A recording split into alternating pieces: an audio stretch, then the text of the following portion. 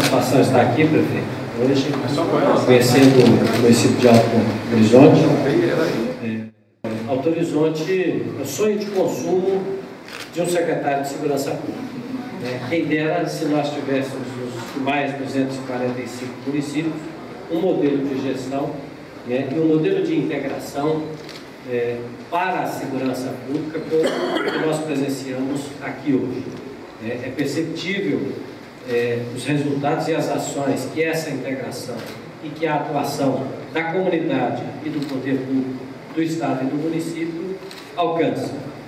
Quando nós chegamos e neste local, tivemos aqui um CIOPS, que foi construído graças a essa parceria e que consegue colocar na mesma edificação a Polícia Militar, a Polícia Civil, o Conselho de Segurança e o Ministério Público, facilitando o serviço prestado à população, à sociedade e permitindo que essas forças possam atuar de maneira conjunta. Quando nós sabemos que isso se deu graças a este trabalho do Conselho de Segurança, da mineradora, do Poder Público Municipal e das forças policiais. E a gente veio hoje para participar de uma solenidade que entrega a esta comunidade um sistema de vídeo monitoramento que certamente vai garantir mais segurança, vai poder prevenir a ocorrência de crimes e vai permitir que, caso esses crimes venham a ocorrer, que nós tenhamos possibilidade maior de identificar a autoria e prender, então, naturalmente, os autores destes crimes.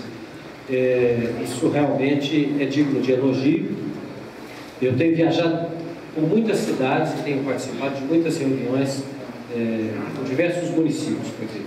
E, normalmente, nessas reuniões, eu tenho ido mais para ser cobrado, mais para apresentar o trabalho da Secretaria de Segurança, mas mais para poder ouvir as queixas, os reclamos, as sugestões da população.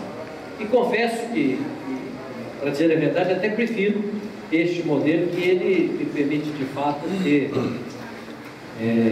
uma percepção mais real das necessidades da área de segurança pública e permite-me, então, empenhar com toda a equipe da Polícia Militar, da Polícia Civil, do Corpo de Bombeiros, da Polícia Técnico-Científica, em prol da melhoria da segurança pública no Estado de Goiás.